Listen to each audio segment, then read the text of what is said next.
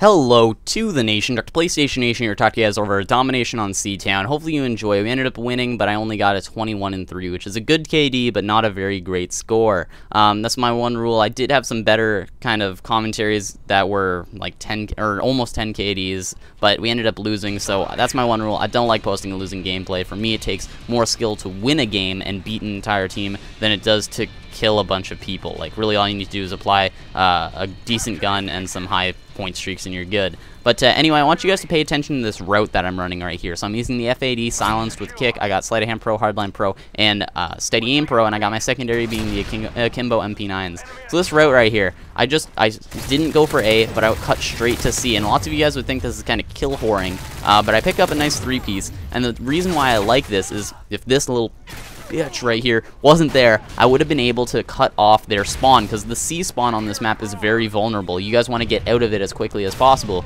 because if somebody gets right here, or where I was at least, you're gonna get spawn trapped. And it's going to be difficult to get out of, or not difficult to get out of, but it's a good way to get B right off the bat. And I think that really helped us get B in this example, because if I wouldn't have killed those 3 people, they probably would have ran straight to B and been able to either nade it or sprint in and just spray down at the people there. So that definitely helped out. It also helps having a good team here. This is all subscribers and friends of mine. So anyway, that's kind of my suggestion for an opening route. I'm using the FAD here again. And that's what I'm going to kind of talk about. I'm going to talk about a little bit to do with the FAD, because I've never done a commentary with it before, and I think it's an overlooked gun. It's kind of like the AK-47 from Modern Warfare 2, because it was like the last gun you unlocked. People overlook it a lot, and I never really see this gun be used, which is kind of a shame, because it's a really decent gun, and it's kind of fun to use. So let's start talking about it. So the closest thing I can relate this FAD to is the F2000 from Modern Warfare 2. It has an extremely high fire rate, lower end on the damage scale,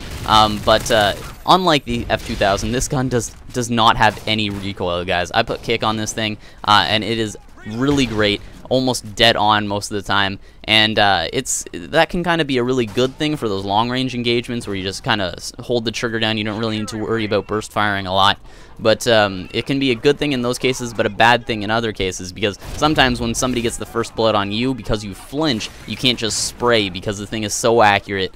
You're probably gonna miss by spraying more often. That's why I put steady aim on here, also to kind of help out with my secondary, where I had the Akimbo MP9s for close range.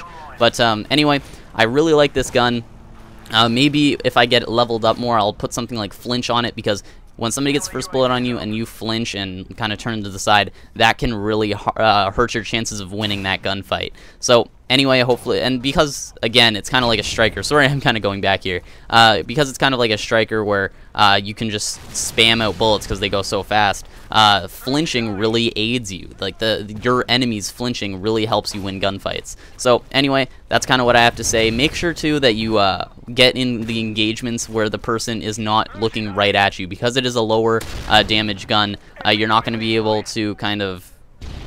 because it's a lower damage gun, your gunfights, you want them to either be looking to the side or running in a different direction or something like that. You saw examples of that, and if you see multiple guys, prioritize those that are looking most towards you, because if they get first bullet on you, it's going to be difficult to come back from that. Anyway, as far as proficiencies go, I'm going to think about putting flinch on this. I think that would be kind of good. Stability and stuff, usually just garbage. Kick is really good, and dual attachments, maybe. The recoil on this gun without kick isn't that bad either. It is a little bit worse, but it's not that bad. But yeah, so hopefully you guys kind of enjoy this gameplay. I'm going to start talking about the second thing that I want to talk about today, and that's something that's a little bit more personal. So if you guys have been watching my Minecraft series, I've been doing it with 2 other people. First person is Josh, Stealthy Knight or Stealthy Knight on YouTube, or his username inside the actual Let's Play is Blue Silver _. And then the second person is Ian, or Exploding Pancakes. His name in the game is iBandSlasher, and it's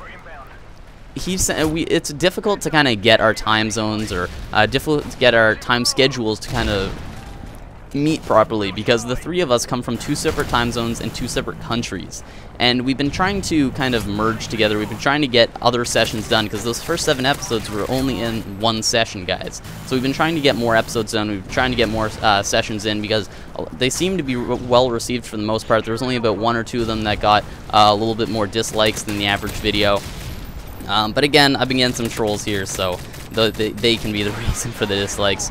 But yeah, so they seem to be well accepted by you guys, so we've been trying to get some more of them.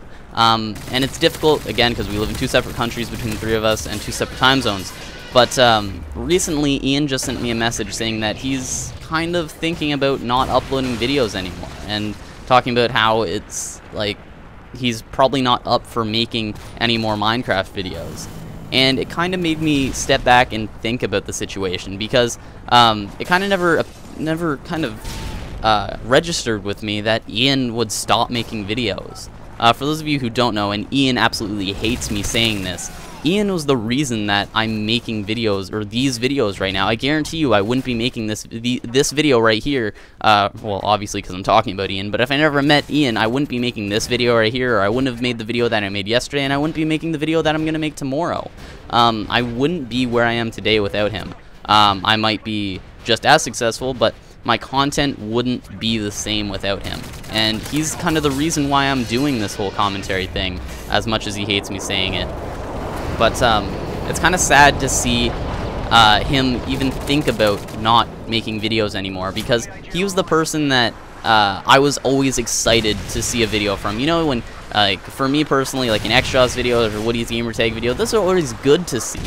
But his videos were the ones I was excited to see. Even though that they were, from the beginning, they were only standard definition, his commentaries were just exciting to watch. He was always excited to talk. And sorry guys if I don't sound too invigorated right now, but this kind of bad news has made me kind of step back and look at the whole YouTube thing.